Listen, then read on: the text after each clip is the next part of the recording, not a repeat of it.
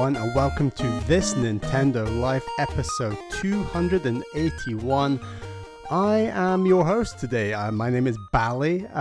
MBZ, he is at this little thing called Gamescom over in Cologne at the moment. I'm going to be running solo for this first segment, but I actually managed to grab a hold of MBZ before he went to Cologne, and we covered a couple of emails, so he will be joining us in the future, but also the past in the second segment. I hope that makes sense. But either way, first segment, I'm going to be talking about the games that I've been playing. And the second segment, MBZ and myself, we're going to talk about some emails. So that's what you can look forward to on today's show. But before I get there, MBZ was in Edinburgh, as I think we put out on Discord, social media, these kinds of things. And for those who don't know, MBZ got a Steam Deck OLED a little while ago. He loves this thing. I think he sleeps with it at night. I think he wakes up, he plays Steam Deck OLED. He loves it. His Steam Deck Classic, or the original Steam Deck that he picked up, wasn't getting used very much, and was basically MBZ's ex in this whole relationship. So I thought I should jump in and grab a hold of that Steam Deck because MBZ brought up his Steam Deck. Not only that, he actually wiped all his stuff off it. He asked me to create a Steam account, so I am now officially a PC gamer, and he logged me in. He had a few Steam codes he stuck on there, which is very generous of him. So there's loads of I now have an actual Steam library, and then he loaded up some less above board stuff, shall we say. I don't know how else to describe it, but there's a bunch of Game Boy Advance, GameCube, a couple of PlayStation 2 games I suggested, DS games. So there's all that stuff loaded in there. And he brought it up. We went out for some Japanese food and he's like, Bally, here is your Steam Deck. Now, was I ever going to get a Steam Deck is the question. Definitely not in the short term. But now that I have one, I can kind of see quite a few areas where it's more beneficial to the way that I game and games I want to play and etc. So let me explain. So I think that when, for example, Caroline wants to play games, she's happy to play handheld, but a lot of the games that she might want to play are open world games, often on the PlayStation 5. So when she's on PS5, ideally I want to be playing Switch or something handheld. So that's one reason for a Steam Deck. The other is that I like coverage. I like the ability that anything can come out and I have the ability to play it. Now, having owned PS5, Xbox Series X, and a Nintendo Switch, you can pretty much play everything. Obviously, you can't play VR games. I'm not talking about VR, but there are a handful of games every year. I say a handful. There's loads of games, but maybe there's a handful of high-profile games that people are talking about. So, for example, last year it was Dave the Diver before that game came to Switch. There's always a handful of games that come out on Steam or PC only first, and either take a very long time to come to other platforms or just don't come.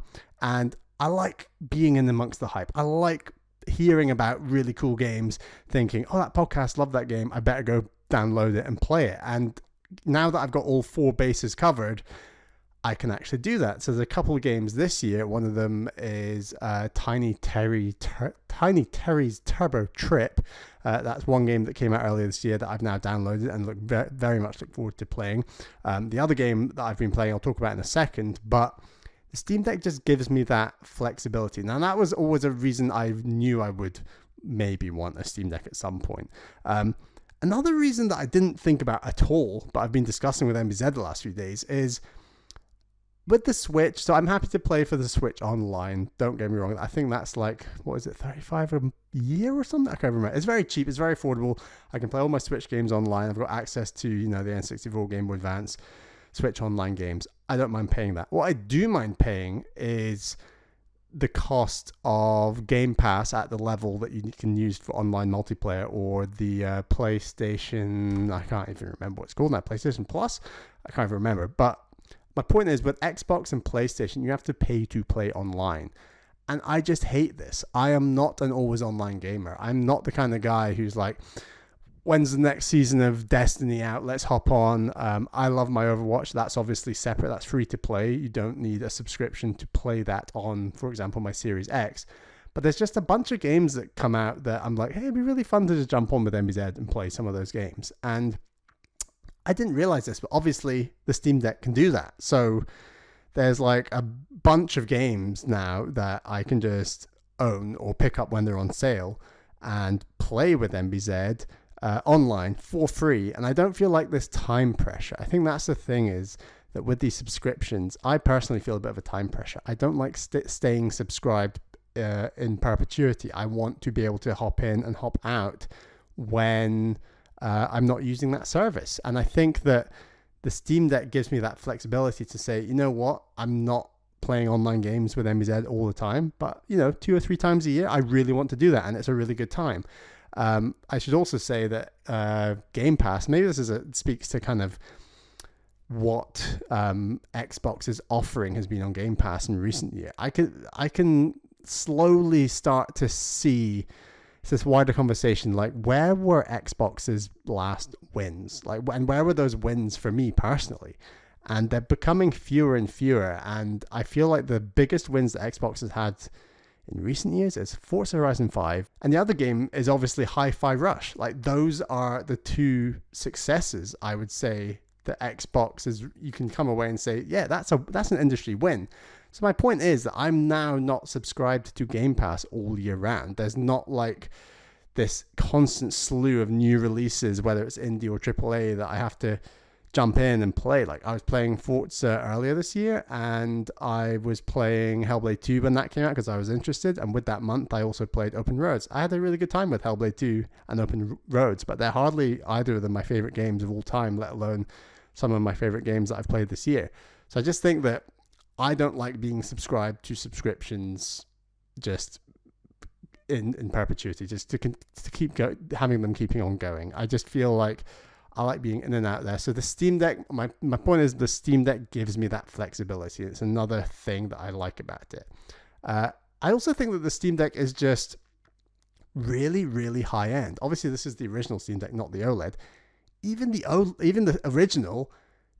And I've not played an OLED system for any length of time, so I can't really compare, but the screen itself compared to the original Switch, so I'm still playing a 2017 Switch, is the fidelity just looks so crisp, and it's large and bright, and there's something about the screen that I really appreciate. On top of the form factor, yes, it's bulky. I've heard people moan about like the buttons at the very top of the system.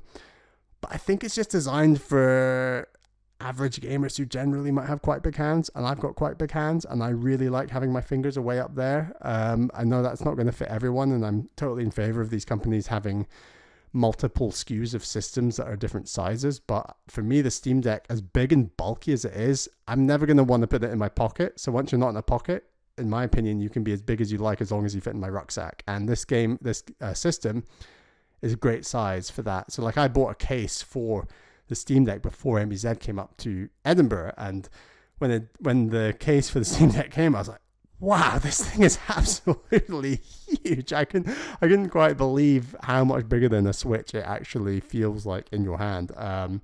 But I've grown to really love the size, and I bigger is better. I am a strong believer in that now.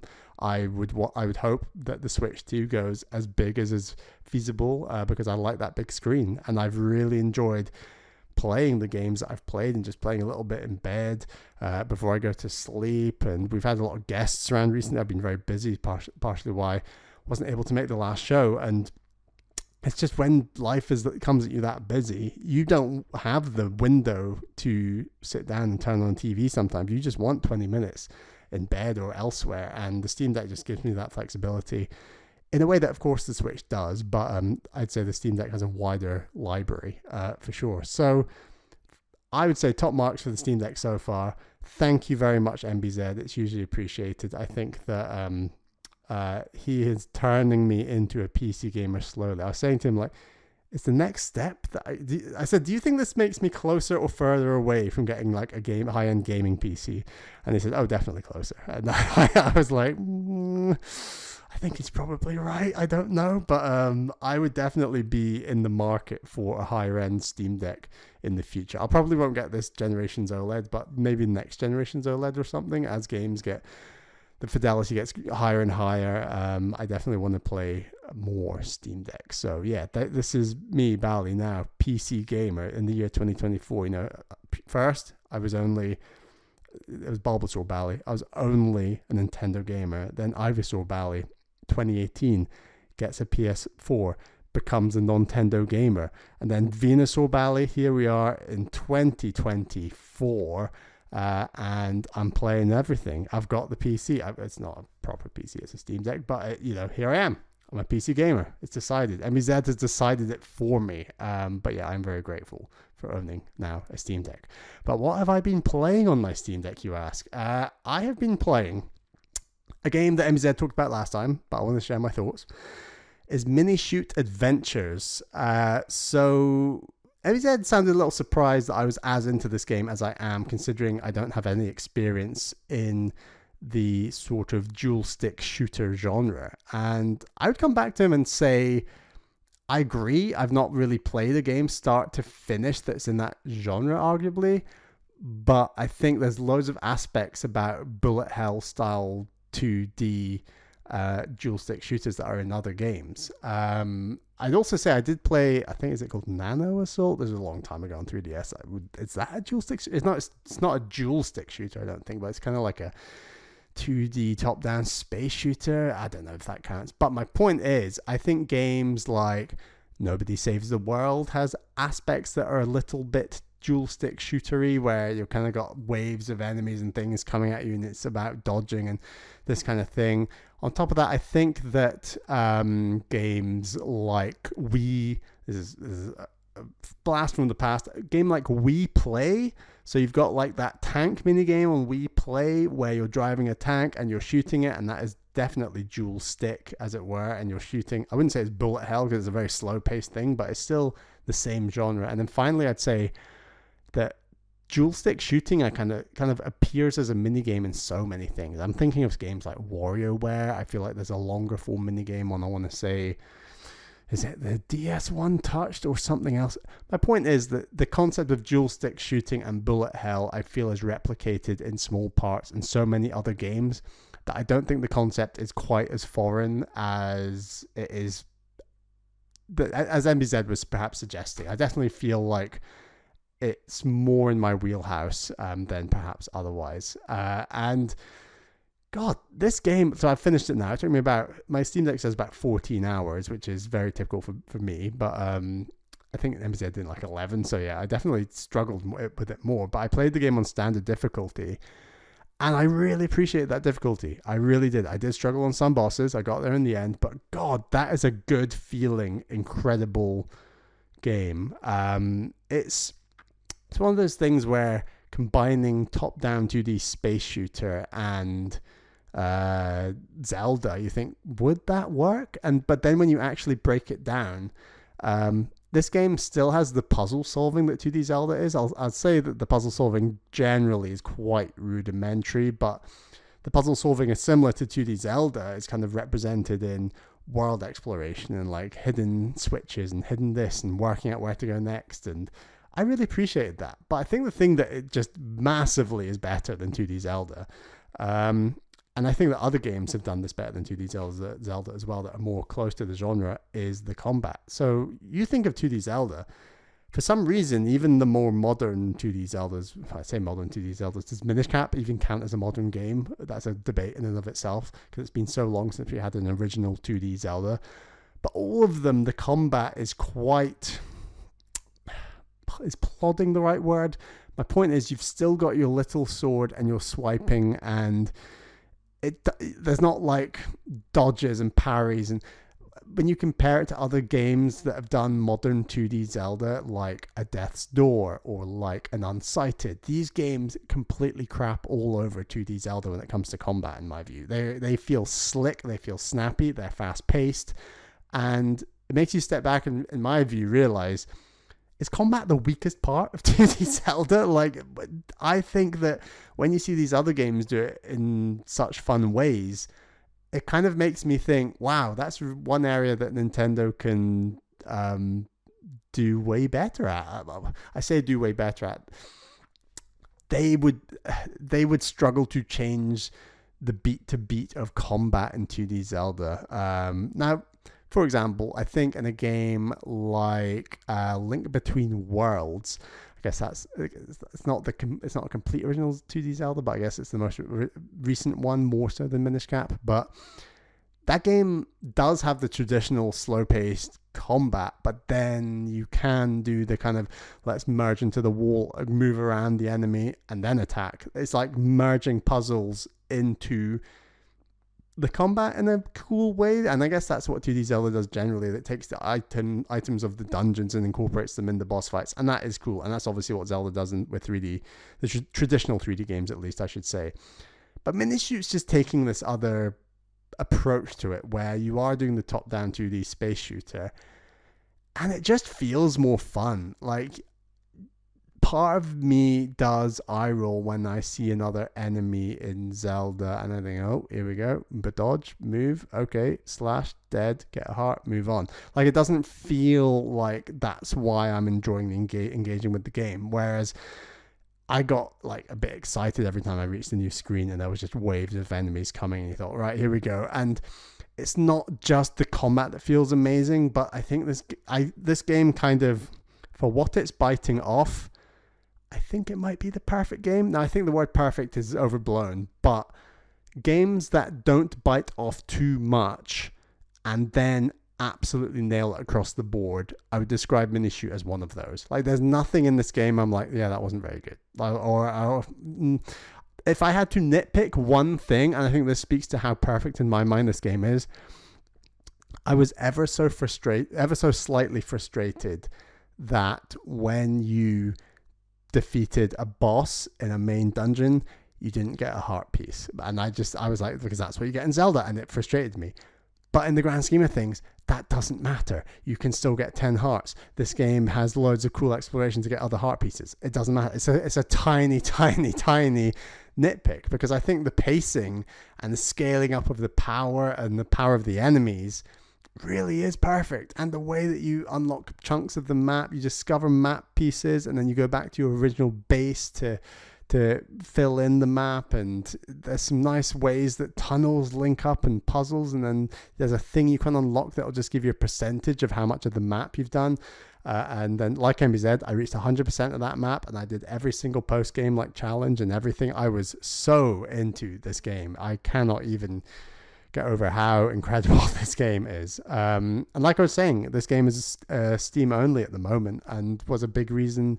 Games like this are a big reason I was keen on, doing the whole Steam Deck thing. Not that I bought one, that MBZ gave me his one, but my point is that it's games like Minishoot that really, really make you go, wow. When this game comes to Switch, I think it's going to make really, really big waves.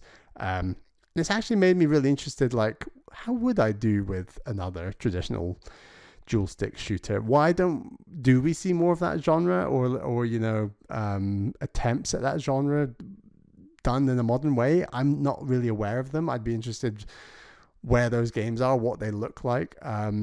But maybe that's not what I like about this game. Maybe it is the fact it combines the space shooter quality with the Zelda exploration, and the dungeons are very nicely laid out. They're not too difficult, but if they were any more difficult, I think I'd be frustrated, because this game kind of leans away from the puzzles more in favor of the combat. And that's exactly what a space shooter combined with Zelda, 2D Zelda, should be, in my view. It should be more combat focused, because puzzles are fun in and of themselves, sure, but you're flying around as a spaceship. You don't really want the joy of the game to be the puzzles. You want it to be the combat, because that's the crux of kind of how you progress in this game. And I think stuff like the skill tree is done really well. Like, it's very satisfying building up these almost like giant rupees, and then you get a point every time it fills up, and then the skill tree requires, like all skill trees, requires more and more points to upgrade, and you can upgrade your speed, your dash speed, the pace of your bullets, the damage of your bullets, the range of your bullets. There's like a whole separate skill tree to upgrade your gun, so it's got like its own currency that you then return to the home base. it's just a real, beyond just being a really good space shooter and a really good Zelda game, it gets all the bits in between right, whether it's the map and the exploration, the puzzles, the skill tree, the length of this game. Like, I think 11 to 14 hours to complete absolutely everything in a kind of Zelda style game is fantastic. Like that, you can beat the whole game, I think, in like 6, 7, 8 hours, I guess. I definitely would have taken longer if I'd even mainlined it, but it's that kind of pace that I think they've just really, really, really nailed with this game. So I'm happy as Larry with this game. I cannot recommend it highly enough.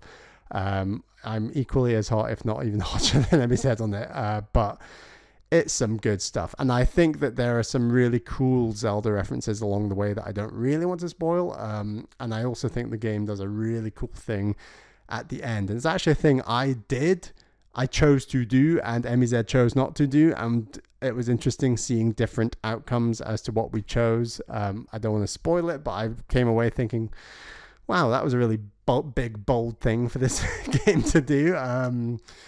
I think I like it. Like it felt like a really different thing for the game to do. So yeah, I could not recommend Minishoot Adventures any more highly. So that's that game. Another game I've been playing is another one that MZ talked about last time, and that is Thank Goodness You're Here. So it's a game I've been hearing a lot of people saying it's the north of England. It's the north of England. Yes, it is the north of England, but I think people who live in Yorkshire would be a bit frustrated being called the north of England all the time, when they would rather be called actually Yorkshire or Yorkshiremen, Yorkshire people from Yorkshire, because you've got the northeast, which I guess is, I don't know, Sunderland, Newcastle, borders Scotland, and then you've got Yorkshire just south of that. So I don't know, I'm not from Yorkshire, I'm not from the northeast, I'm from Scotland. It's a different deal, but my point is I've heard it as northeast a lot, and I think, or north of England, and while Yorkshire definitely is in the north of England, I think there's definitely a Yorkshire identity that I think this game is going for. And it should also be said, this game was released on Yorkshire Day, like the actual history behind it, and the team are from Yorkshire. It was based in Yorkshire. The game is loosely based on the town Barnsley. And yeah, I think I would describe this as a jolly good time. I think that the game, it's at its best when it's doing the small town, quaint British stuff. So I'm thinking stuff like your chippy, your butter shop, the butcher, the pie shop, price shaggers, like these discount stores and things. Like it's shops with odds and sods, that kind of thing. These are things that are very quintessentially British and you wouldn't find, let's say, in America or wherever. And I think that seeing classical representations in an animated world of these cool things is very satisfying in and of itself. Did I laugh out loud? Maybe once or twice, and it was probably at the most low-level slapstick jokes possible. So I think MZ mentioned this, but it was the man sticking the sausages through the hole in the fence, and people have talked about how like this game is on a loop, like the world loops around itself, and I think there's two reasons for that. One, they're obviously saving like assets, and they have created a specific world, and they want all the jokes to be in that world. But the other great thing about having a loop is that you can repeat jokes, and if I can't come through one area and I laugh at the man posting a sausage through this fence, I then come back to that area on the loop, and then he's there again, and he says, okay, I'm going to go back and get some sausages, and then you come back, and the third time he's like, oh, I've got the sausages, and he starts poking them through the hole again. I just found that very funny. I think the looping nature of the world does reinforce the jokes nicely. Other than the sort of lowest brow simple jokes that make me laugh, there's a lot in there that either goes over my head or just isn't that funny. A lot of people have been talking about how this is very much British humor. I do think it is British humor. I didn't grow up watching and listening to a ton of British humor, in all honesty. I would definitely say I've seen more, I would define as like Scottish comedy shows. So shows like Still Game and Chewing the Fat, and comedians like, I don't know, Billy Connolly, Kevin Bridges, these kind of comedians. And I'm going to sound like a big Scottish nationalist here, but I do think the Scottish comedy has like some unique, and I go even more now and say it's not even a Scottish comedy, it's like a Glaswegian West Coast comedy, has got like it's got its own niche, and I think that Thank Goodness You're Here is doing the Yorkshire more English niche of comedy. And for example, I didn't grow up watching Monty Python, all this stuff, all the shows that went really international, especially in the United States, and people said, oh, this redefines British comedy. I definitely wasn't on that train growing up. And that's not to say I wouldn't find it funny, it's just to say I never did it. So, and it was fun to see a Scottish character in here. I think is he like the handyman who gets like stuck in the chippy, and then different. Anyway, it was nice to see like different accents represented. I enjoyed that a lot, and they've got like more working class accents, more posh accents, and everything in between. I think this game does really well in that. And then I think like it's also really nice to have a game that it is an animated world. It's not a take on an animated world. This is the animated world. It's like playing Cuphead. You are just in an animated world. It's not like a representation of it. Video game animation graphics are just at that level where rendering in a perfectly animated world just is a thing that happens and works well. And I want to play more games that just take place in a full-on animated world. And this game deserves a lot of credit for that. I think it just looks fantastic. Part of me is like, would this have worked better as a short film? And then I'm like, I don't know enough about the comedy scene. My niche is video games, obviously. But then I thought, okay, but who reviews short comedy films? Is that a big scene that people? I know people review like longer films. Do those same people review short films? Do they like how would you put if you're not a big TV show or a film, how does your comedy thing get seen? And I think that actually video games are this nice niche that's between TV show and film, where you can do a thing that's maybe a 2-3 hour game, so maybe longer than most films. Like a 3-hour comedy film would be insane, right? A comedy film surely would have to be much shorter. So being able to do it through the medium of games, I think is actually quite clever, because it's a good audience for people who are willing to do something that's 2 to 3 hours long that you interact with. And I think that had this been just a TV series or just a film, it probably wouldn't have hit the same way. So I really respect them for putting this out as a game and doing something very different, because when was the last time I played like a British comedy game? I think it's really rare. And like I said, I'd be really up for playing more kind of animated games in the way that they've done. So yeah, I think this is a very good game. I do think a lot of them, it was interesting hearing a lot of American podcasters just saying how much they were laughing at this game. And I certainly wasn't on board for all those laughs. I found it funny. Like I said, I laughed out loud a couple of times. Probably found it more funny than MBZ, but that's not hard. I'm easily pleased on the laughing front. But I've got more respect for this game perhaps than I personally enjoyed it, and that's okay. I think this is a very good game. I think the industry is more like 8s and 9s, and I'm maybe more saying at 7.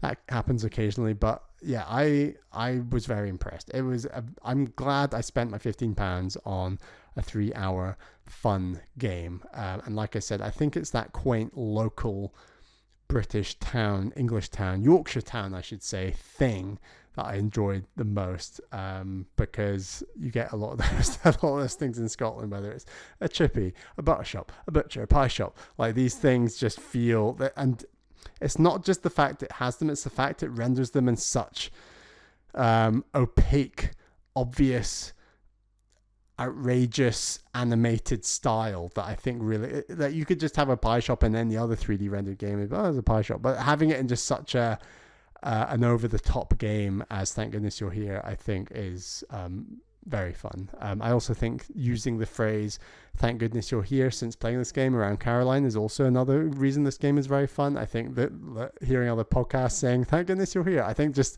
it's a really great name for a game, because there are so many characters who go, "Thank goodness you're here." It's almost like this, I'm a bit hopeless and this thing has happened and I need help kind of saying that I just think is very fun. Like, "Thank goodness you're here. I'm hopeless and need help." Basically is how I read it when I hear that phrase.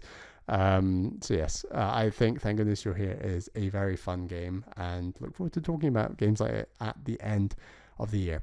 Finally, I want to check in another game that MBZ talked about last time, but I want to check in on. When he came up to Edinburgh, he came over, stayed with us, MBZ, he's got a real skill with Bally Jr., may I say. Like, he has the toddler wit, the charm, the engagement. Like, he's very good at giving Bally Jr. the space he needs, but then also engaging when, Bally Jr. needs engaging. And I think that as a result, Bally Jr. was just very, very relaxed around MBZ, which I think is just very impressive. So MBZ, huge shout outs to your Uncle MBZ skills, because Bally Jr., he's even been asking about MBZ like in the weeks since MBZ was up, which is he doesn't do very often for many people. So it's very cute, very sweet. So yeah, well done MBZ. But while he was here, MBZ bought the Contra collection, like he said, and we played Contra 1 on the NES. Now, I'm a bit of a noob. I definitely thought, for whatever reason, Contra 1 was on the Super Nintendo. No, it's not on the Super Nintendo. It's on the Nintendo, the NES. And I must admit, when MBZ said this to me, my heart sunk just a little bit. I think this game is absolutely brutal and not always in a good way. Put it like this. I think that when I played Contra 3 with MBZ, I felt like the tough points were to do with power and getting out bulleted in a bullet hell game. Think like, okay, my gun is not strong enough. Oh, I missed dodging that gun that they're shooting at me. Okay, I died. Fair enough. Contra 1 feels more like all the enemies are actually a lot more brittle, a lot more frail than you would think. Like, they go down pretty quickly if you shoot at the right pace and angle, etc. But where you die more in Contra 1 is to do with platforming or enemies just sneaking up behind you. Like, I do not remember dying from platforming and enemies sneaking up behind me much at all in Contra 3. Maybe it happened occasionally, but it's like the number one way to die in Contra 1. It happens all the time, and there are some levels with a lot of platforming, a lot of climbing, a lot of vertical elevation, or flames that come. You gotta dodge the flame and then jump, and this like really awkward platforming thing. And I was just sad that we were dying for the wrong reasons. Like, if you're playing an alien shooting game, you should be dying because aliens are shooting at you. You shouldn't be dying because an alien snuck up your bum and walked into you, or you fell off a very standard waterfall because reasons. I found that incredibly frustrating. And I said to him, he said, like, can you turn on Contra 3? Like, what does that game look like and feel like in comparison to like this game? And MBZ just played like a minute or two, and it was smooth as butter. It was such a jump. It was more of a jump in my mind it was more of a jump in what I was actually seeing than what was in my mind. Like, it was just so surprising. Like, wow, Contra 3 is actually really, really impressive in comparison. And no shade to Contra 1, it was a long time ago. I think it was 1987 or something. It must be one of the oldest games I've ever played, to be honest. But yeah, I was impressed. It's still a fun game, but there was a lot of not good reasons we were dying. And I think we got to level 7, and I know MZ went and did the other levels when he later at like the airport and stuff. But yeah, just, I don't know, left a little bit of a sour taste in my mouth after that one. I think that I do like the modern niceties of movement and platforming, and even I don't even mind like old graphics. The graphics didn't bother me. It was the sneaking up and like that kind of way that you load the screen as you move forward, and then you can essentially control when enemies come based on how fast you scroll left or right, or sometimes like down to up. And that is frustrating. And it's not fourth wall breaking, that's the wrong word, but it's like we're kind of gaming the system to try and beat the game, and I'd rather just beat the game on its own terms and for that to feel good. And for me, I think in terms of NES games, I think games like the original Mario Brothers and like Mega Man probably do that the best. Like they just feel the most. They feel the most like modern games, to be honest. Even when you go back to Mega Man 2 on NES, it feels damn good. It looks good. The platforming feels good as well. Like the enemies don't sneak up your bum. Like there's ways in which that game feels more modern that the Contra 1 just doesn't, and it was a bit of a shame. I still had a really good time, and it was all remedied the next day when I was playing a bit of Smash Brothers with MBZ, and he was playing as Sephiroth. I was playing as Yoshi, and I got my favorite move in the world out on him. He was on about 100 damage. I stood on the edge of that platform, and I turned Sephiroth into an egg, and MBZ as Sephiroth fell off the side of the stage, and I thought that was very satisfying. That was a very satisfying end to MBZ's visit in Edinburgh. But yeah, I had a good time playing a bit of Smash. But yeah, I think that's all the games I've got to talk about today. I've also been playing a whole bunch of SteamWorld Heist 2. I say a bunch, I'm maybe 3-4 hours in at the moment. I will talk about that game next time. Hopefully I might have beaten it by then. We shall see. But yeah, that's all I've got to talk about for this first segment. Join myself and MBZ in the second segment. We're going to talk through some of your emails. Don't go anywhere.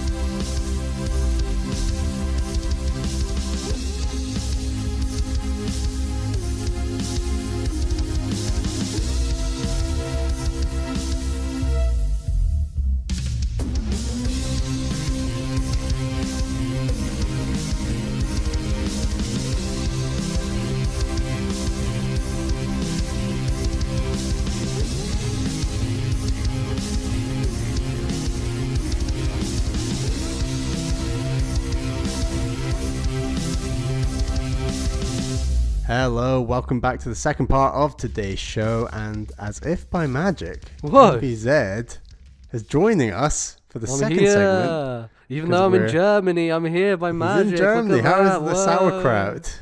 Yeah, it's really good. Yeah, I just had a big sausage for dinner.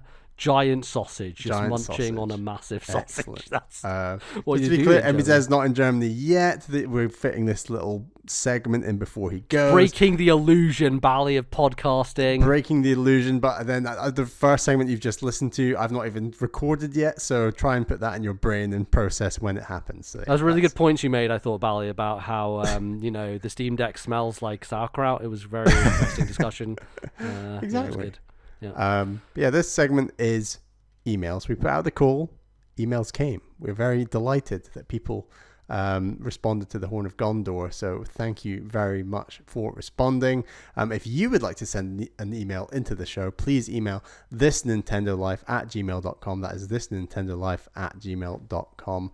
Or you can put a post on our Discord server, just like Flapjackal did, who says, recently, I came across some old Nintendo paraphernalia of mine which got my brain thinking. What's something Nintendo-wise you'd like to see revived or brought back? That isn't a game, before Bally says F-Zero. I'm not sure the Nintendo forums or Nintendo Power Magazine could really last if it returned, but with new accessibility devices, I think the Power Glove or something similar to it could. Lovely. I have a lot of thoughts about old Nintendo things that they don't do anymore that they should do. And I think, I don't know, I feel like there's lots of things that have disappeared over the years that we never got to see. There are certain things that they used to do that they took away. There's also things that they showed off and they were like, oh, we're going to do this, and then they never ended up doing. One thing, that I always wanted to know what it actually ended up doing and what they could have done with it was, of course, the vitality sensor. A great piece of technology. God, that was rumored a long time. Well, it was shown off, right? Like, they showed it off, and then they were like, they didn't explain what it was for, really. They're like, it will take your pulse. And then they said, like, there's an example of, hey, what if you're playing a horror game and like suddenly your pulse is going higher and the game reacts to it by like doing stuff. And I think that sounds even like a tricky thing to do these days, let alone back during the Wii era when they were discussing this idea. But I feel like there is something to the weird, kind of quirky gadget type nature of what Nintendo was doing back then, with like, especially with a lot of Wii peripherals, that we just don't get much these days. There's definitely there's bits of it as part of the Switch life cycle. Obviously Labo happened, and we had Ring Fit Adventure. Yeah. I'd say those two are like two weird peripheral things. But I like when Nintendo had extremely strange stuff like that. And obviously that never released, so it's one of those that kind of got lost to the ether. But I just wanted to see what they were going to do with it. Like, Nintendo don't do horror games generally, and so them using that as an example was a little weird. I guess like Fatal Frame's the only thing that they would get use out of that for, but I think you can do some cool stuff, and just like knowing the state of a player, like how they're feeling, what their heart rate is. I feel like that's definitely something you can play with. So I'd like to see them try some weird stuff like that again. I think we underestimate how many people either haven't played a Wii or think of the Wii as something old and archaic and haven't, well, like I said, haven't played it, or like, Bally Jr.'s generation and people older than him don't even know what a Wii is, kind of thing. Yes. And my point is that, like, I think Nintendo might have missed a trick slightly, where I know they like to throw things at the wall and see what sticks. I feel like they could have not done Nintendo Switch Sports and let the nostalgia simmer longer, and then bring back something motion control related. Doesn't have to be sports. It could be fishing, or I don't know, but it could have been something different, and then come back big with either the Switch 2 or something after that, because that just swept across the world in a way, like, have we ever seen it in gaming before? I guess I think Guitar Hero is a decent comparison. I guess Fortnite, Minecraft are good comparisons in terms of like a single thing just sweeping across the mainstream. But the Wii was kind of different because it really impacted older people and retirement homes famously, and these other areas that definitely never globbed onto like Fortnite or, just games generally, right? I think generally. there's an accessibility to that idea. I think it's tricky because that technology is so commonplace now, in lots of different ways. Like, you're on Zoom and you put your thumbs up and suddenly it recognizes a hand gesture and starts doing fireworks behind you and weird stuff like that, right? Like, motion control, gesture controlled stuff is so commonplace. And I guess like the generation growing up now will just get used to that being something that they do, like it's even like, think about toilets now where you just like brush your hand past a sensor and it like flushes it for you. Those didn't exist back when the Wii came out, But now similar to the Wii, like similar to VR, I do think the technology can get better and cheaper and more precise and more precise. Like, there were so many issues with the Wiimote, even with Switch Sports. As much as it feels better than the original Wii Sports, there's still like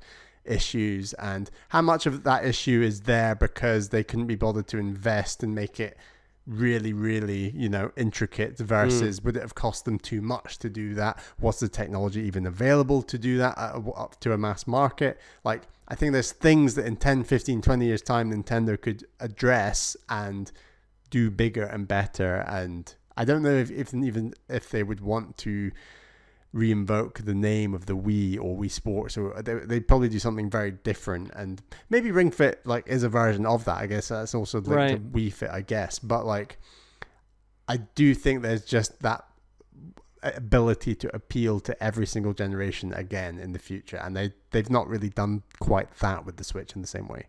Yeah, I think there's a chance for them to do like, it's a Wii Mini in another 5 years time or whatever, and that would have been a bit more impactful if, like you said, they hadn't done Switch Sports, or if they hadn't done Wii Sports Club on the Wii U that of course everybody remembers. Like, I think there was an opportunity to kind of bring that stuff back and make it exciting and fun again. And like you said, I think the Quest 3, I believe, has these like, it essentially uses your hands using the cameras on the front, so you use your hands to like direct things, and like without even a controller. Like, we're not fully there in terms of the technology, but it's just getting better and better over time, and eventually we will get to a point where that motion controlled stuff, that hand gesture stuff, will be so perfect and seamless that it will be used for pretty much everything. So I don't know, it's interesting where that stuff goes. Bally, do you have any other kind of like things that Nintendo would have not done in a while, or you would like to see them bring back, or things like that? I think we underestimate the Nintendo 64 expansion pack. Okay, now, all right. I don't want literally the expansion pack that's just going to get me extra rumble, as much as like that could be cool. But I think the concept, and if you think about the N64 at that point in time and what the expansion pack was used for, the idea that you could use it to plug in Game Boy games and play Pokemon on a big screen, or transport all your Pokemon onto Pokemon Stadium and play there, or, you know, transport your character from Mario Golf and play with them in 3D from your, like, you know, RPG campaign. It's that kind of... I'm not saying they should replicate that aspect, but I think there's so many things you can do with the simple idea of what can I plug into this controller to make it do something different that I feel isn't utilized in the industry much at all, really. And now maybe that's because a lot of stuff is now wireless and you don't need to necessarily plug it in, but we just talked about Wii Sports and this kind of thing. Like, I mean, Vitality Sensor was that, right? A lot of things during the Wii era, it was very reminiscent of the N64. Oh, good point, actually. Because you're plugging stuff in the bottom, and the pack that you're talking about is like plugging it into the back of the controller. So right. Nintendo, it's a thing that Nintendo did frequently, right, for a while, and they just don't anymore. Yeah, and you think of the idea that like Switch Joy-Cons, they slide onto the Switch itself. But there aren't really like peripherals that you can slide on and do something different. Right, there aren't like custom Nintendo sanctioned Joy-Cons that are built for specific purposes. Yeah, you can get like the N64 things, and that's cool, but equally it's just a different shaped controller. Like there are better, not better, there's other ideas. I just think the concept of let's just plug this thing in and it'll do something different. I don't know. I'd like to see something like that. Maybe like remember the DS Guitar Hero game where you plugged the GBA slot in with like the buttons? Imagine a Joy-Con that was like the back buttons. You know, with the Steam Deck, you got the back buttons basically. Right. Imagine a Joy-Con that had 4 back buttons like on the back of it, and so they acted like rhythm game buttons essentially, and so it became more of a rhythm game machine by sliding those in. That's the kind of thing I would want to see from them, like creative takes on the Joy-Con essentially. Or like maybe Amiibo is the modern equivalent where it is wireless and it's like, here's a thing that gives you something in the game. Yeah. But you just scan it. I guess it's less exciting is the thing. It's way right? less exciting, I agree. Yeah. Because you get something, but it doesn't change the way you play necessarily. No.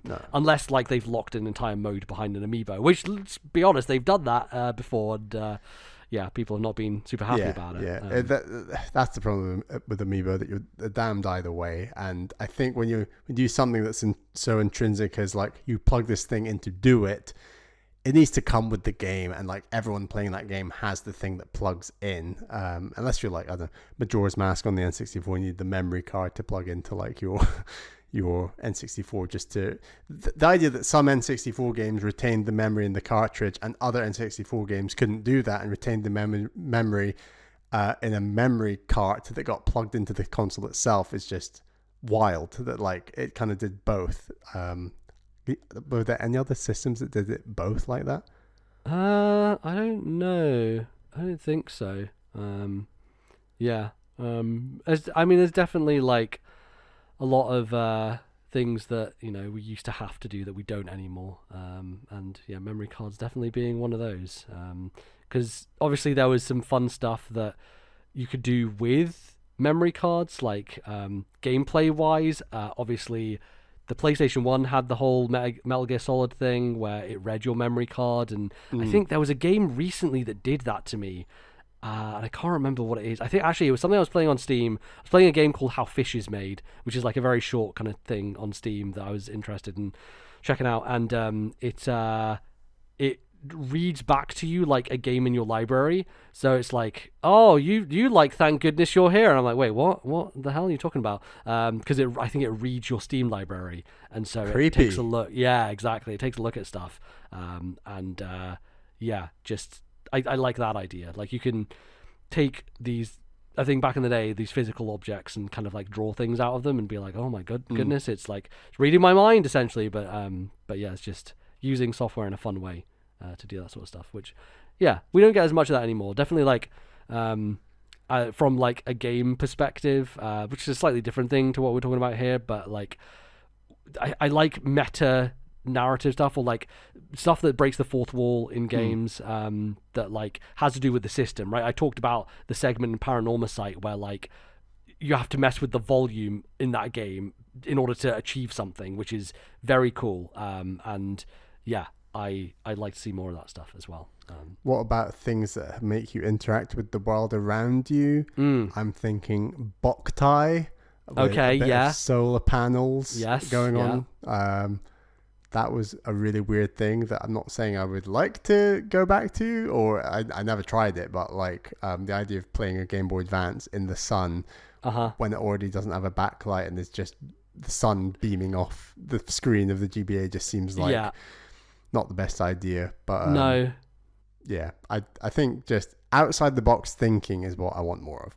Yeah, definitely. That stuff is just silly and fun. And yeah, I like when people were being weird and creative in that era.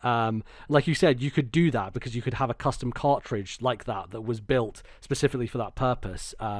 Or you obviously had the pinball games that were like large and like specifically because they were doing rumble stuff to make it so you felt like you're using a pinball machine. Or obviously WarioWare Twisted, where it had Mercury, quote unquote, even though I don't think it actually was Mercury, right? That got disproven debunked a very long time later. I think.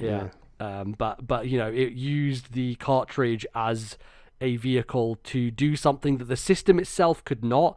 And I guess we're just in a place where like, well, the Switch just has gyro in it, you know, like you don't need a cartridge. Is in everything now. Yeah, and it has rumble. It's like you don't need. It was fun back then because the technology wasn't good enough to catch up to it in order to make that stuff happen. But now we're in an era where it's like, well, we just have everything, so it's not as interesting. Spoiled, now we need smell-o-vision, you know, that's the real next milestone. Well, did you hear Jeff Grossman talk about the smelling the game sense that he has, and I think Jeff Grubb also has, that Dan can activate at any time. Burned into their nose, basically.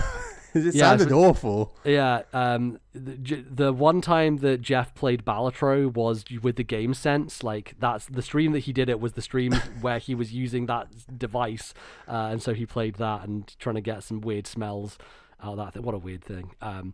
But yeah, I think on the topic of peripherals as well, one of the things I would like to see for the Pokemon series is to keep or to come back with weird peripherals for those, because that was kind of a trend over the years. Obviously with Heart Gold and Soul Silver, they had the pedometer that came with that game, and so you could basically take a Pokemon that you were trying to breed, put it on there, and like go and do steps with it.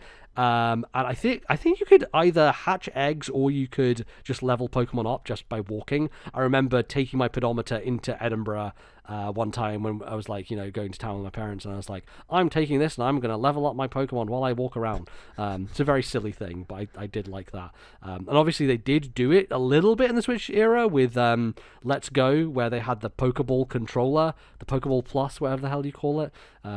So there's a bit of history with that still in the modern age, but I don't know. I do think that jumping off the peripheral thing, Pokemon has always been tied up with weird peripheral stuff over the years, and yeah, more of that would be good. I mean, it's less of peripheral, but just the functionality that is similar to that is we want Street Pass back. We want we want something that does that. And as long as Nintendo are making handhelds, like I still always think there's a possibility of something like that returning, because even though the Switch is way bigger than a 3DS and does not fit in your pocket, it definitely goes in a bag, and you can totally see them making a very, very small, slender Switch 2 that appeals more to, like we've said before, people with smaller hands, or to fit in a smaller bag, or even like a handbag or something like that. There's the ability to carry the Switch 2 around, and that does give me hope. It gives me hope. Yeah. I think so. This is definitely on my list as well of like, please bring back Street Pass. Like, I don't know why they took it away. I guess, like, again, this comes back to our issue, just our general issue of like the 3DS had so many good things, and then they were like, nah, let's just get rid of all that good stuff, you know? It's such a shame because all that stuff would be great on another big boy Nintendo console. And Street Pass, I think, is like, I would take my Switch everywhere again, you know? Like, Yes. I have no reason to take my Switch anywhere at any time. You know, it's a handheld I play at home, really. And obviously I take it on planes and stuff like that when I'm traveling. But it ideally, if it had the capability, I would take it every time I went into the office, you know, because then everyone in my office would also bring theirs. And I'd like, that would incentivize me to go into the office more, if I'm honest, you know? But also, it's that idea, and I think we said this at the time with the 3DS, like, it's free advertising because you're forcing more people to bring their system out in public, and people seeing other people playing a thing does make a certain demographic think, oh, is that the cool trendy thing that people are doing? I guess I might have a look at buying a Switch. I don't know.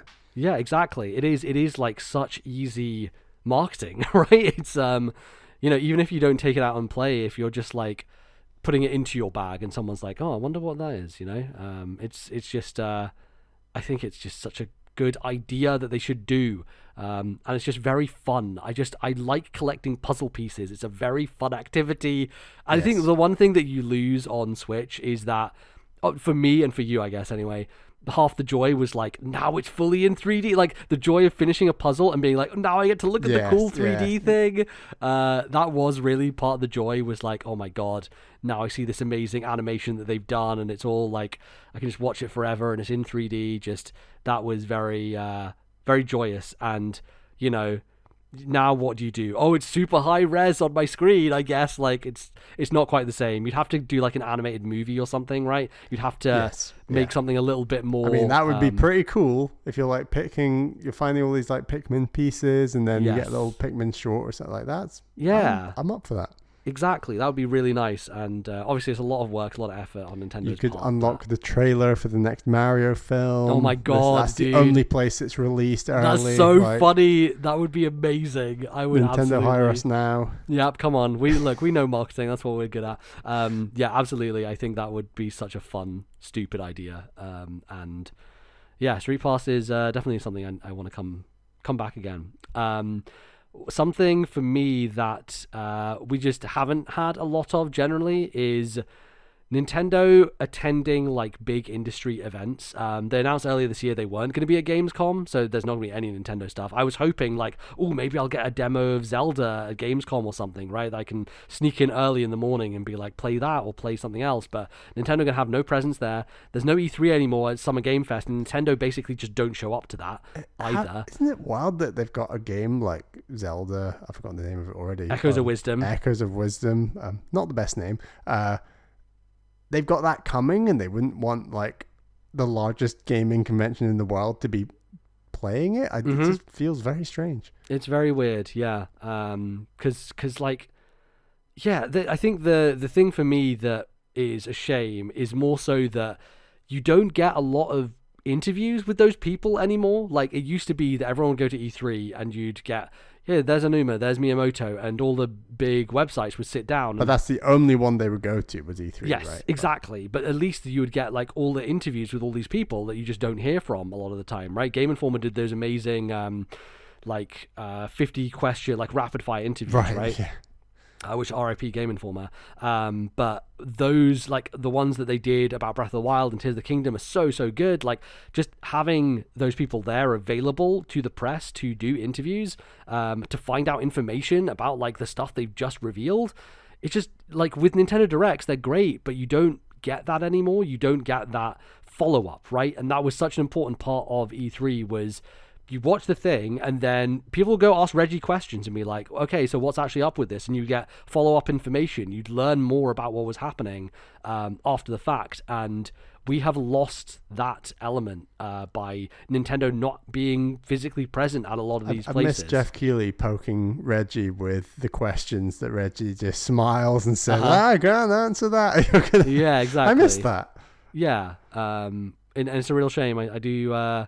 I do think that either Nintendo should come back to some more events or like host their own, right? They did do that Nintendo Live thing around one of the PAXs last year that everyone kind of enjoyed. That's more of a fan event, really, but I don't know. I think you could do something that has like panels with developers or like just, I don't know, give us a bit more insight. They had that fucking museum direct today. I haven't watched that yet. It's on in an hour. Oh, is it not out? Out yet? Oh, Yeah, it's on okay. 11 p.m. UK Shit, time. well, we're going to have to wrap up our recording to go watch that.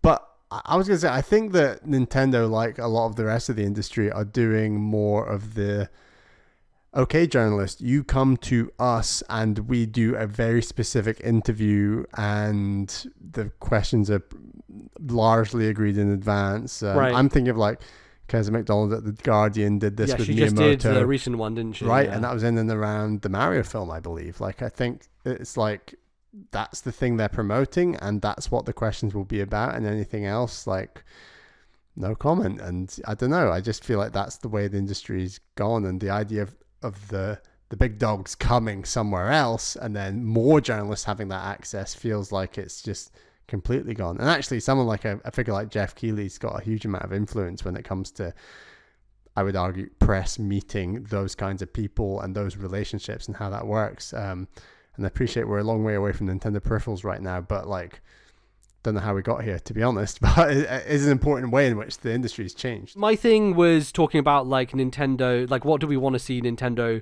or old things that have disappeared Nintendo did. Got and you. I think this is one of them, right? Is like Yes. going to being present at these events, basically. No, totally. So yeah, I think that is something I would like to see come back, is have some presence, right? Have a bit more like access, which I know there's no benefit to them really of doing that. Maybe there is, I don't know. Maybe it's just like they see it in a different way now. Totally. Couple more things for me. So I don't know if they're gonna do this for Switch just because of how successful it is, but they did do it even going back to 3DS and Wii U. Is the Nintendo Selects line of games, where eventually at the end of a system's life cycle, they're like, oh, okay, now all of our first-party games can have their price cut in half, essentially. And they have as much as in half. I think so. I don't think it was maybe in half. I think it used to be in half. I think GameCube, you're right. I think it was like 35 or 40 down to 20. Right, it went down to 20 from 40, I want to say, Right. for GameCube era. Was that the same for Wii U? I'm pretty sure. No, I'm pretty sure the 3DS Selects line had like 15 quid. I'm pretty sure that's the case. Like Mario 3DS. Yeah, like 3D Land and Triple Deluxe and stuff like that. The Nintendo Selects versions of those, I think, are like 15 quid. I think they are very cheap. So obviously this would be down to like, I don't know, 20, 25 for Switch games probably. But I feel like this is the time to do it. Like there is no other time. This is the last year. If you're going to do it, you do it now. I think that speaks to the likelihood of a game like Breath of the Wild, Tears of the Kingdom getting like a package for the Switch 2, right? It's that kind of, like we've said before about Tropical Freeze going off the Wii U eShop, like they want you playing the newest thing, and if they think they can repackage games in any way, they're gonna try and do that, I guess. But yeah. Also, just the Switch has been so successful that do they see any need to bring out the Selects line with this era of games? I mean, if everyone's still buying Tears of the Kingdom for £70, why would you reduce the right? price? Like, why are you going to reduce your profit margin on a game like Mario Kart 8 Deluxe? Like, obviously that would be a great choice to make a Selects title, but like, why would you ever do that? It's still in the top 10 like games every month that it comes out. You're talking about big chunks you're eroding off of millions of sales, even in 2024. That's the same with Mario Kart and Tears of the Kingdom. Like, they're both going to sell, I don't know, 4 or 5 million this year alone, at least, especially Tears of the Kingdom because it's much newer. But like, I guess it's a question of like, how much more could you get out of that if you were to cut the price significantly? And I think the answer is probably not as much as you would think, because most people buying a new Switch these days, Mario Kart is like a default purchase that comes with it, essentially. Yeah. And so people have already made that decision of like, well, I'm going to bite the bullet and get a Mario Kart because that's what I want to play.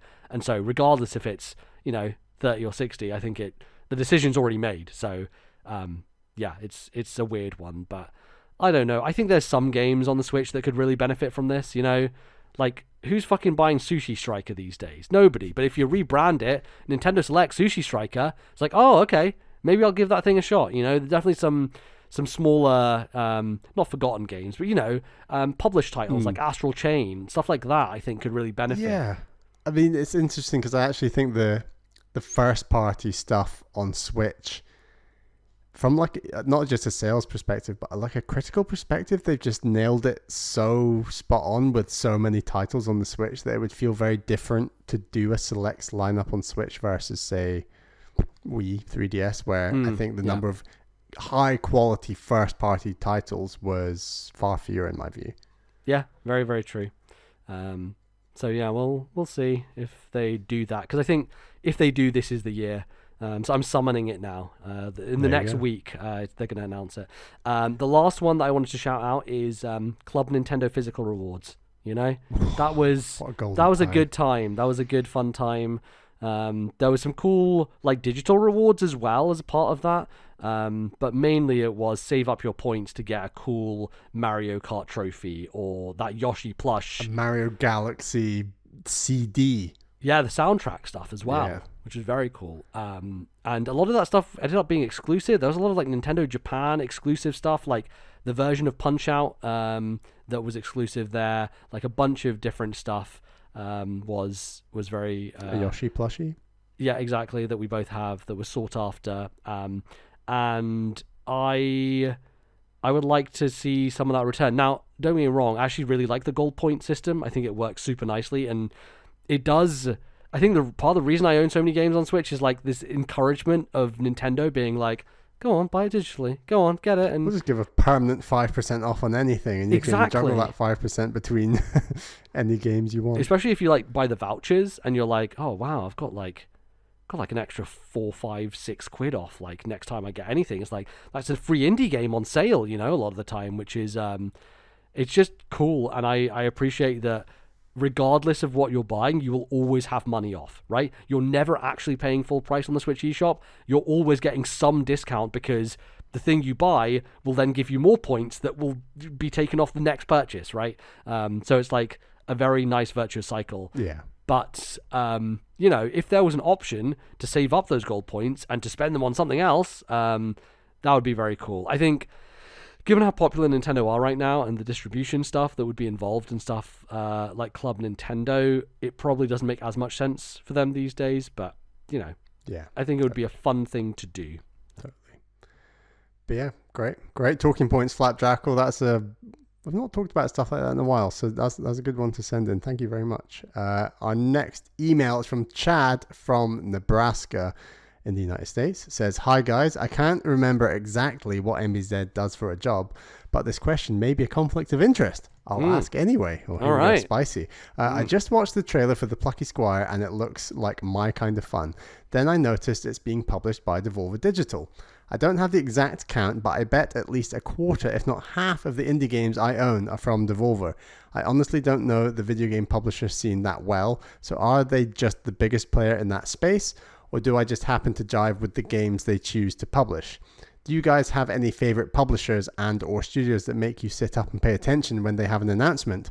Thanks for keeping this show rolling, even when you guys have to go solo. Chad.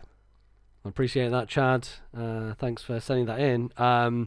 Lots of things to get into here. So, what do you do? What do I do? What do I do? I don't know. I do video games. So my job is, it's kind of a few different things. So my title what don't you do? Yeah, exactly. My title is lead visual marketing manager, which basically means that I look at all the trailers that we do. I kind of oversee all of our trailer production. I do a bunch of capturing things for like Steam pages, GIFs, screenshots, all that sort of stuff. And then I also am involved in like the marketing of certain games. So game that we announced over the summer, Unbeatable, I'm the lead marketing manager on that game. So I'm leading the marketing, which means planning out what the marketing beats are going to be, figuring out what events to go to, all that sort of stuff. That sweet trailer that got millions of views. That trailer, yep. That was him. Yeah, all me. Yeah, no, that was mainly the team at D-Cell who put that together. But yeah, obviously we had a lot of conversations about it and what's going to look like and all that sort of stuff. Yeah, and so like when are we going to do demos, all that sort of stuff. So I do a lot of marketing work, but then also the thing I started in really was discovery, which is game scouting. It's also known as, which is basically you look across the internet to try and find video games that you think are worth publishing. So essentially being the person who chooses, there's people at Devolver who look across the internet and are like, oh, what should we publish, essentially, right? And so that was part of my job as well, was finding video games and thinking, basically the job is to predict the future, which is very, very difficult, if you can't imagine, being like, I think this thing that's going to come out in 2 years is going to be a big hit, very, very, very challenging. Real life fantasy critic.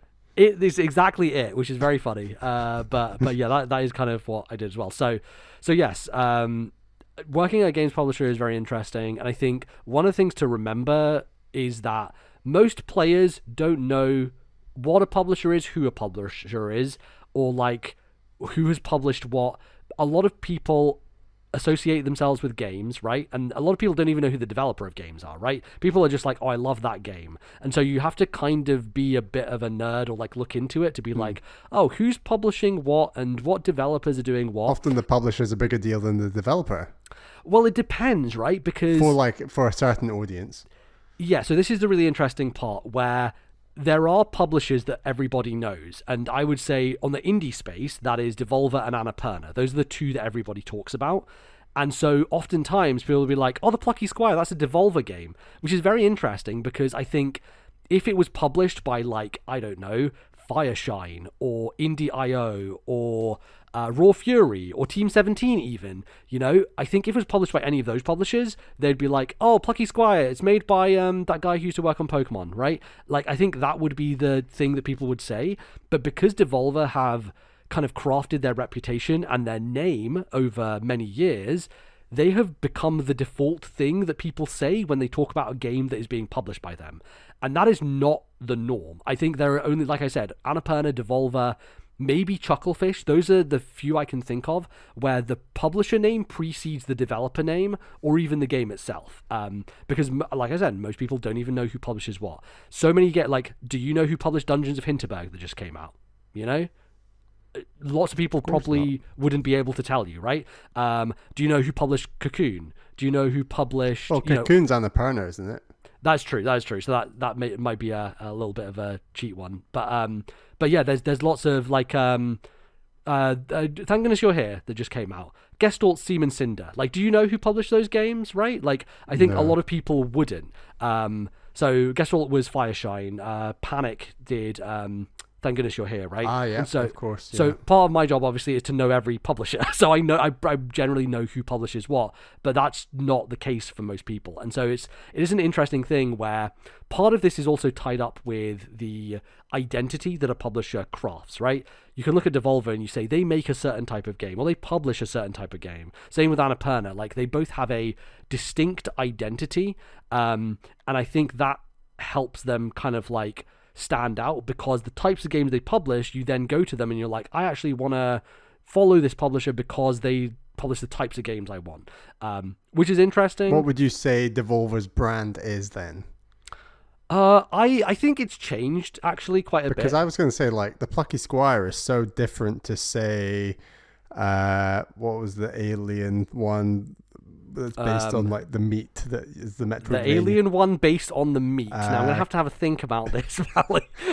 You play as meat that's absorbing other meat. Oh, Carrion, yeah. Carrion, there we go. Like, yeah. Like, you can think of two Devolver games that just completely, many would argue, have nothing in common with each other. Right. And I think like the early identity of Devolver was closer to Carrion and Hotline Miami. Like, right. A bit more edgy, violent. Yes, edgy, violent, crunchy pixel art is what Devolver was, I would say, at the beginning. They've definitely expanded a lot since then, right? And Plucky Squire is not... This is just like 4 or 5 years ago, like not that long ago. Yeah, yeah, absolutely. And I think like they definitely expanded what a Devolver game is. And so I think now they just publish, cool stuff, I guess, is their vibe. Like Death's Door compared to the Plucky Squire just feel very different. Yeah, but then I think you've got like Angerfoot, which feels like earlier Devolver, right? Definitely. And so they still have a bit of that identity, but I think they have definitely branched out a bit more.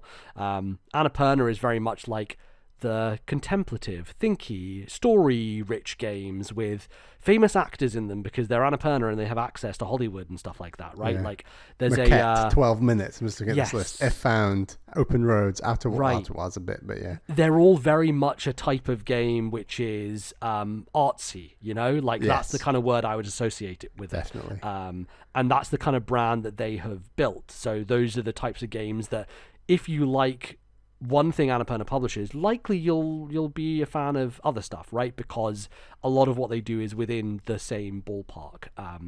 And so, yeah, I would say that there are some publishers like that. There are some very successful ones that people haven't heard of. And there are some that are kind of like all over the place. They do lots of different stuff, right? I'd say Team 17 are a good example of a publisher. Curve Digital, Raw Fury, those are all publishers who they publish a lot of different stuff, right? I wouldn't say they have an identity necessarily. I would say that PlayStack's similar to that, where it's like there's not an identity necessarily. It's like we're just publishing good video games. That's kind of the idea, right? Yeah. And so like that frees you in some way because it means that you can publish a lot of different stuff, but like Chad is saying, it means that you probably don't follow them as closely because they don't stick to a lane, right? Like I don't know many people who are like a Team 17 fan because like they published Hell Let Loose and they also publish Worms and they also publish like Conscript. Like there's lots of different types of games under their banner, and yeah, not everybody's going to be a fan of all of those, right? You're going to have different fans of different types of games, and that's probably why Devolver and Annapurna have stood out, is because if you're a certain type of person, you like a certain type of game, you're likely going to get that type of game from those companies, right? Which is interesting because an interesting one I bring up actually is Grease, because I think a lot of people would be like, oh, Grease, that's an Annapurna game, and it's ironically it's a Devolver game, which is very funny, right? Oh, it is Devolver. Yes, yeah, Grease is Devolver, and so is Neva as well. So like you look at that, you're like, oh, it's an Annapurna game. No, actually that's a Devolver game, which is very weird because it almost is like a role reversal, right? You'd expect the opposite. So you know, not everybody sticks to rigidly to that sort of stuff.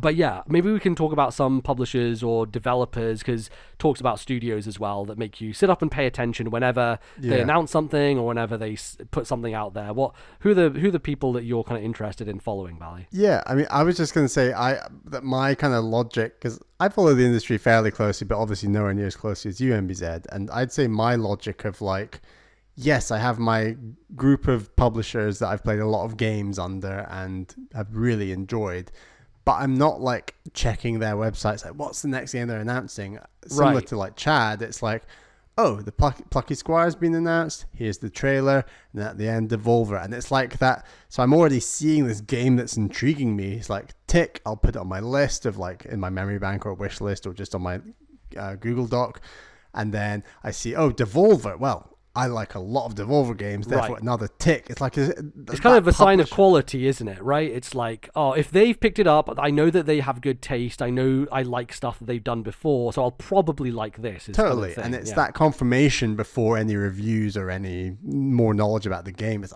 it's Devolver, tick. Like there's very few Devolver games I've bounced off of, therefore it's an extra thing. But even if Plucky Squire tick, Devolver tick, even if Plucky Squire comes out and gets, I don't know, 6s and 7s, I'm probably still not going to play it, you know? Like I still need, there's still like this critical need in my head, and maybe this is really unfair and unhealthy of a habit I've gotten into, but like there's certainly scores the Plucky Squire can get and reviews that would put me off. So like publisher is important, but it's not obviously the be all and end all in terms of like that sale. Yeah, like Trek to Yomi is a really good example of a game that Devolver published that just didn't really hit with people, and people were like, oh my god, this thing is so striking, and like it has this really interesting art style and it's doing this kind of like Japan thing, and then it came out and it wasn't that great, and so it almost like, you know, it it didn't erase goodwill necessarily, but people are just like, once that had happened, they were like, oh, maybe not as interested in playing this anymore, despite the fact that Devolver had their name on it, right? So the game still has to be quality at the end of the day, even if it has a name on it. And a name obviously gets you more visibility and all that sort of stuff, but the game still has to be something that people want to play at the end of the day, which is the tricky part. So I actually think I'll just dunk on them, but like Annapurna's had quite a few duds, arguably, and like 12 Minutes is maybe one of the most famous ones in recent years, where there was so much hype and there was, I'd say even some decent previews, and then the voice actor cast was just fantastic, and then it's just the game just didn't stack up in the same way, and it's like, wow, it's like it's interesting. I'd love to know like what some of those conversations, and I'm sure you do know, MBZ, like those conversations look like behind the scenes, where right, we've got this great lineup of games, and some of them are just absolute bangers and do incredibly well critically and commercially, and others come out and just like, what happened? The hype was there, the trailer was great, but then the game just didn't add up. Like, I think it's really interesting that even publishers as big as Devolver, I'd say Devolver dropped the ball a lot less arguably than others, but Annapurna, like, even someone as great as Annapurna can still drop the ball often multiple times a year, but the good outweighs the bad so much that I think that reputationally they're not harming themselves necessarily.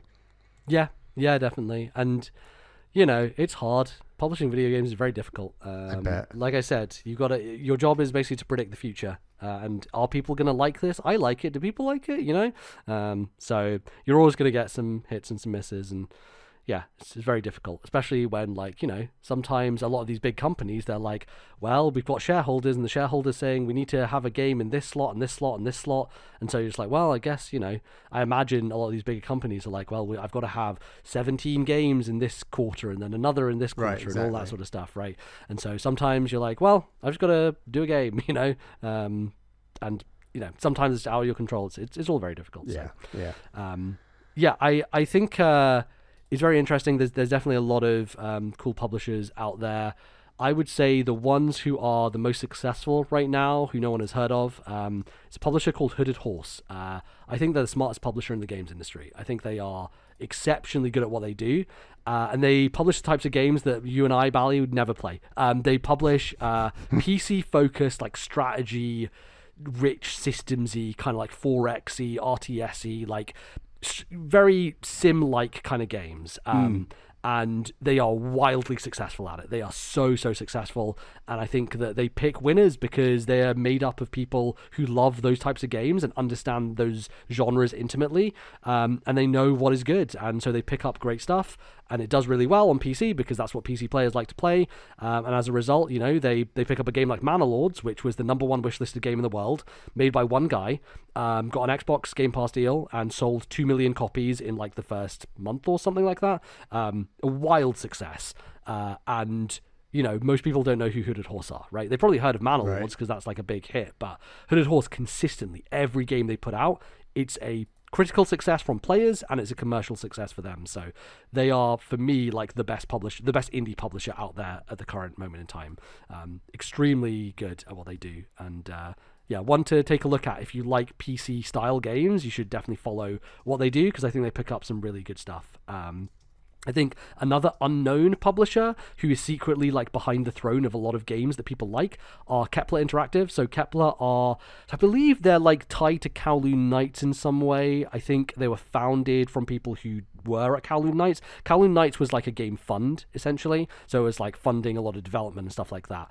And Kepler basically came out of that, and it's essentially kind of like a developer-run publisher. Like, it's a group of developers who got together to run this publisher. And so they have done Sifu, Scorn, Chia, Pacific Drive, the new game that just got announced, Expedition 33, over the summer, Flintlock that just came out, Flintlock Siege of Dawn. So all those games have had very strong marketing pushes from big platforms like Sony and like Xbox, right?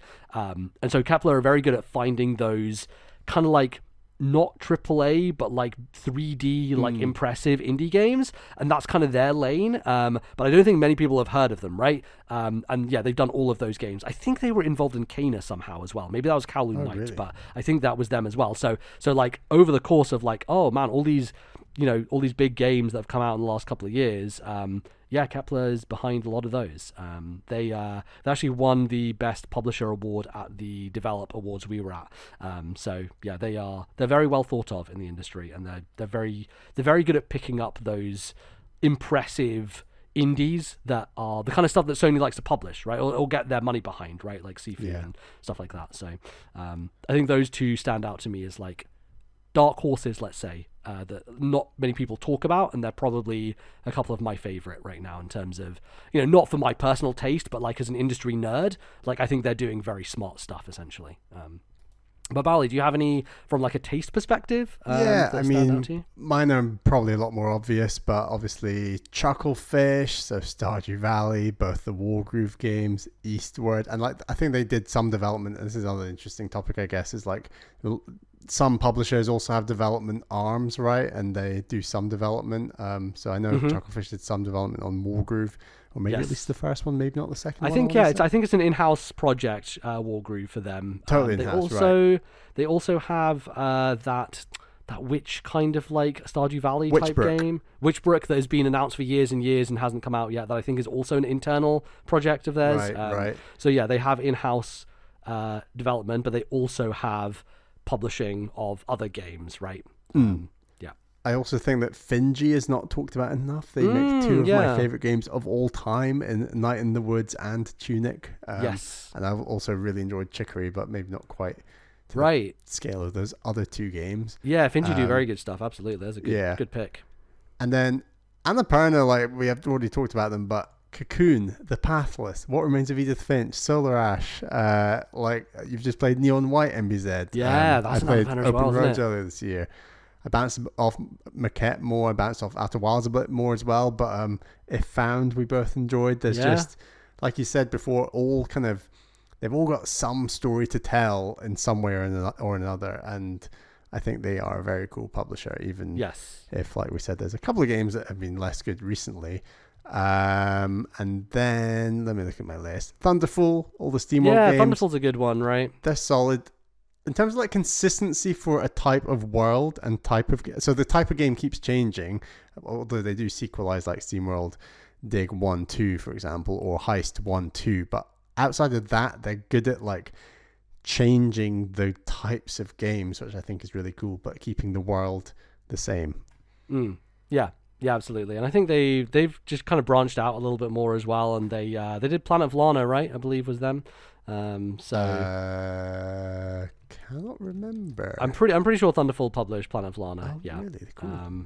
And they've got an interesting lineup. They're definitely kind of doing a lot of different. They did put out a survival game called Aska that came out recently on Steam as well. So I think they're spreading their wings a bit. They did Curse to Golf. Remember that? Oh, that kind of cool roguelike golf game. Oh, they did Laika, which is a game I really want to play. That's like a motorbike platforming Metroidvania that is very visually very cool, and I've heard a lot of good things about.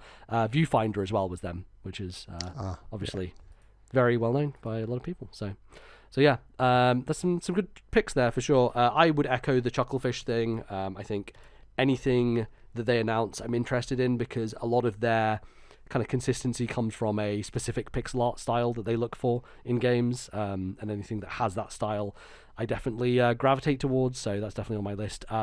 I like a lot of what Square Enix is doing from a indie perspective. So the Square Enix Collective is like the indie arm of Square Enix that are doing indie publishing. So they've done a couple of cool things. Obviously, Power Wash Simulator is a big one from them.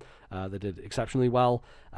But yeah, they've got a couple of cool projects in the works, and like any kind of small arm of a bigger publisher is always interesting. Secret Mode is another one that not a lot of people have heard of, but Secret Mode are basically a subsidiary of Sumo Digital. So Sumo is like a bigger publisher who does work with, like, they made Little Big Planet 3, and they worked on, I think, the Sonic kart games in the past, the Sonic racing games.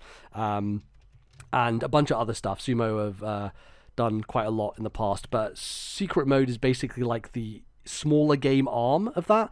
They recently did Still Wakes the Deep that just came out, that a lot of people were a big fan of, but they tend to like be in the realm of more cozy stuff. So like A Little to the Left is something that they published, and they also did a game called Loddlenaut, which I love. Loddlenaut is a game I really wanted to sign back in the day, but they picked it up and think that game is very good. And Snake Pass as well was them. Snake Pass was actually like someone who worked at Sumo, and then I think it was almost prior to Secret Mode being a thing, but Secret Mode are a very cool publisher. They have some fun games that I think are very delightful. So yeah, those are definitely some for me. And of course, I like a lot of stuff that Devolver does. I think anything Devolver publishes is generally like a high quality thing, and I'm always interested in just checking it out, regardless of what it is. To confirm with Chad, they are the biggest player in the space, right? Oh, for indies, 100%. Yes, yeah, both in reputation and just generally in size and all that sort of stuff. And I think one thing they keep doing is you'll see a cool game they announce, and MZ never seen it before, like, which is quite unusual because MZ knows that's his the games.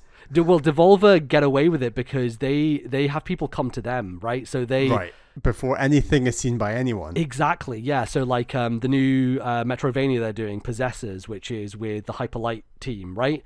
Obviously, they just went to them and were like, hey, do you want to do our new game? And they're like, yeah, sure. And so they've done that, and so no one gets to see that. So they genuinely have surprises, right? Because, you know, Plucky Squire is something where James Turner probably knew some people at Devolver and like talked with them and was like, hey, here's the thing, and don't have to go public with it because they have such confidence that like, okay, we're gonna do this together, and that ends up being a big marketing beat for them because they can just announce it out of nowhere and be like, oh, here you go, here's the thing. What are your hype levels for Plucky Squire? Relatively high. I think of those previews, I think a lot of people were very hot on it, and I'm very excited. I really want to play that game, and it's going to ruin my September because obviously we have coming in major the middle games of Astrobot and Zelda Echoes of It's Wisdom. okay, Bally. I'll finish Astrobot in a weekend, so I'll be fine. I'm pretty sure. But will you 100% Astrobot in a weekend?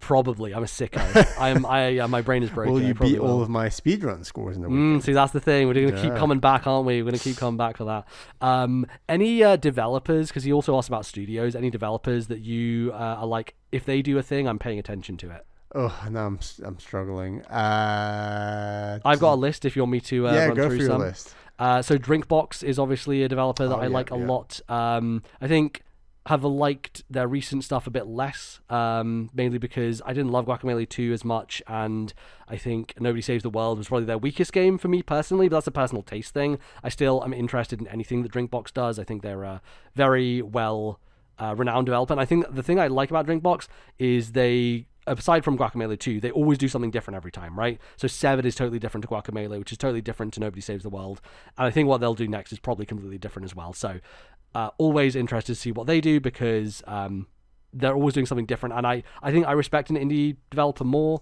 when they do something completely different as opposed to just a direct sequel. Obviously sequels are nice and sequels are great, but I like a developer that I'll follow them more if I like multiple of their games in different genres, right? Because that to me speaks of like, oh, you have something here that's not just that certain type of game that I like, which is very cool. Supergiant in that same vein. Obviously, I'm kind of going back through their catalog now, but who are they Hades published is by? Nobody. They're self-published. Yeah, Okay, they do all their own stuff. Self-published as well. Yeah. Extremely Okay Games, the Celeste team. Obviously, anything that they do, I'm going to pay attention to.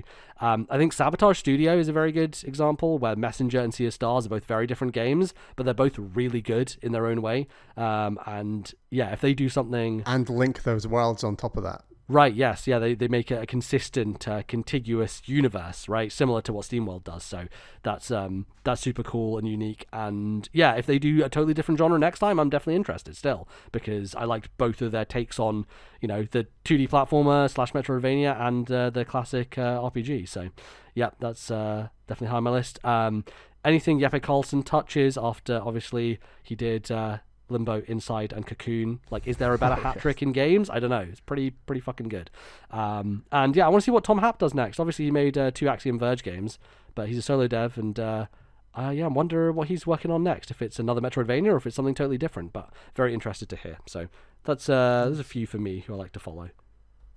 Any come to mind, Bally? Or who's the dude behind Tunic who you met? Andrew Shouldice. Andrew Shouldice. Yes. Yeah, I want to see his next game.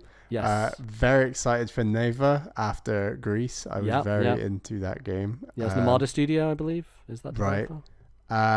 And then you've pretty much named all the other ones I was thinking of. But I think it's tricky because like a lot of people in this space are indie devs who made one mega hit and they still haven't put out another. Right. So like Eric Baroni with Stardew Valley, or Toby Fox with Undertale, which I guess Deltarune is like partially out, but you know what I mean. Also, Stardew Valley keeps evolving, and exactly. Haunted Chocolatier is just going to come out in like 2032. Right. Yes. Yeah, it's the same with Celeste and with, well, I guess Extremely OK Games at Towerfall as well, which I haven't really played much Towerfall, but that's a game. You should get Towerfall Bally on Steam, and we should play that. But yeah, there's a lot of good developers out there. Team Cherry.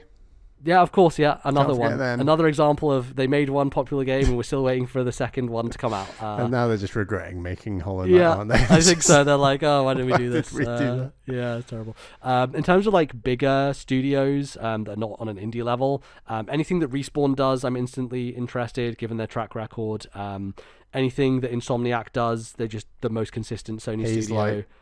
Hazelight is a great shout, absolutely. Anything that Joseph Fares, not Hazel Light like I used to call them. Wait, did you call them Hazel Light? That's very funny. It's Hazel Light. Hazel Light.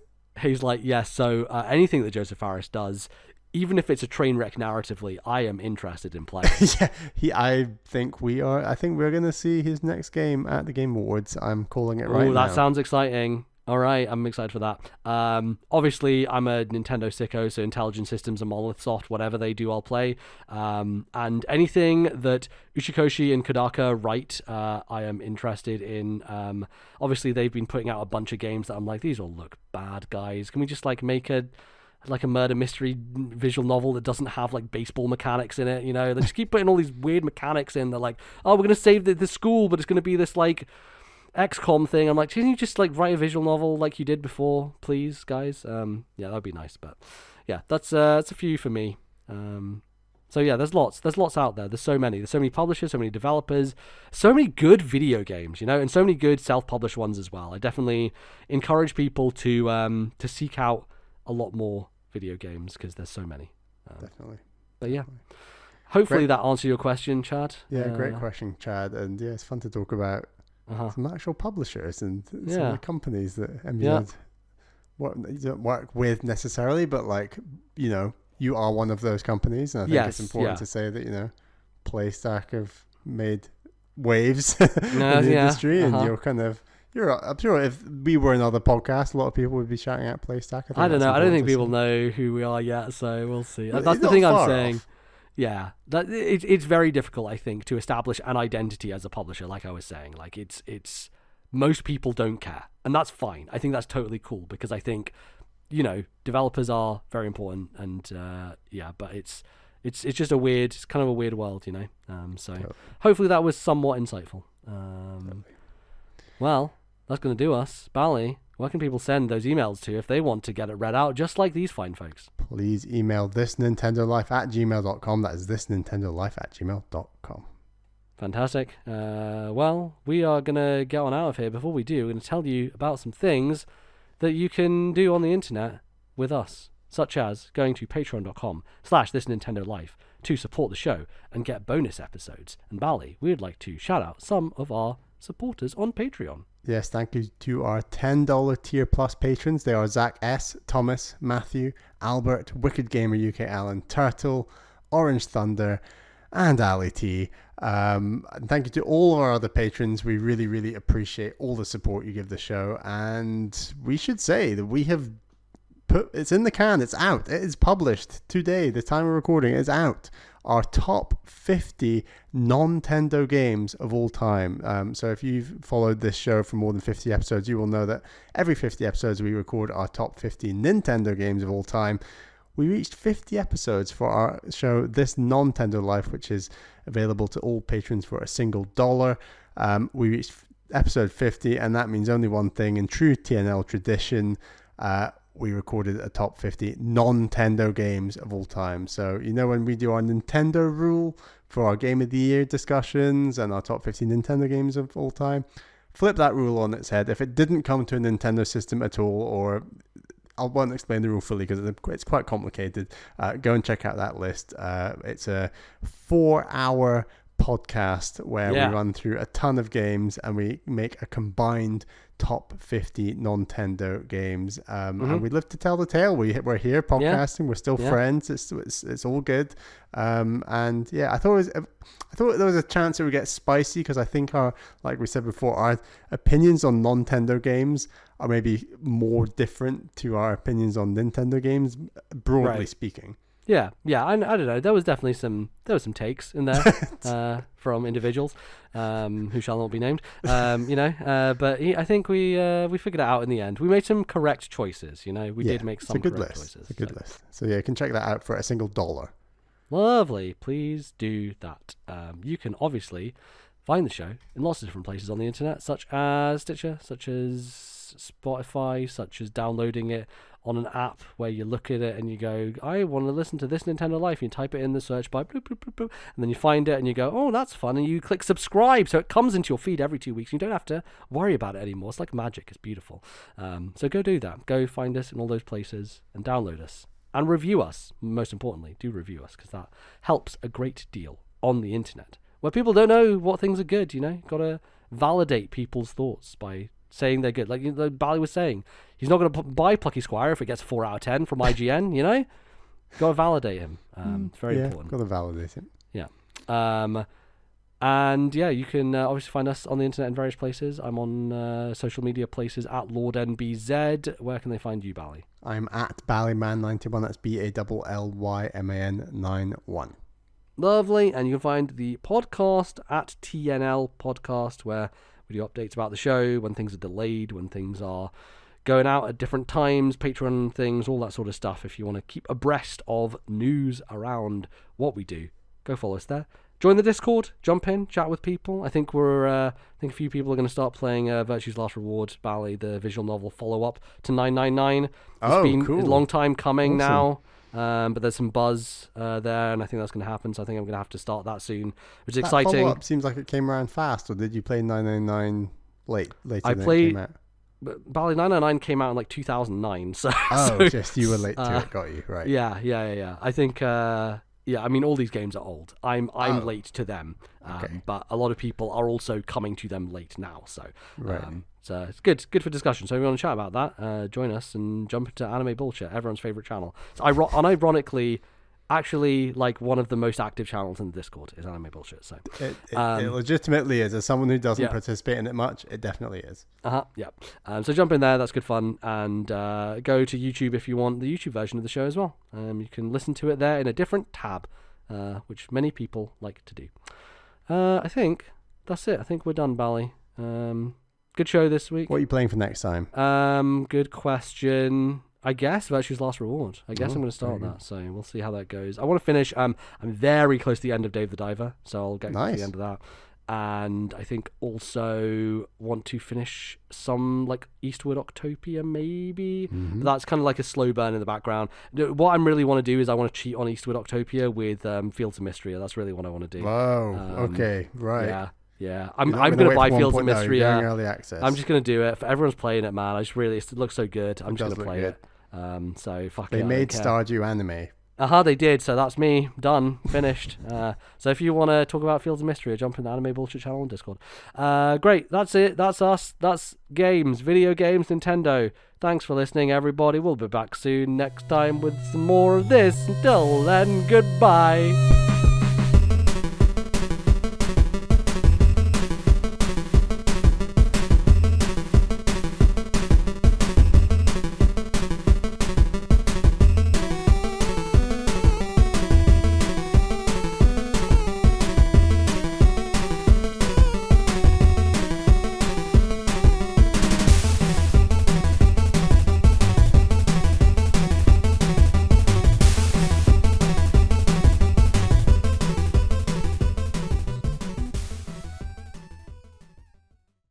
The musical interlude used on today's show was The Boss Theme from Minishoot Adventures. Copyright Soul Game Studio 2024.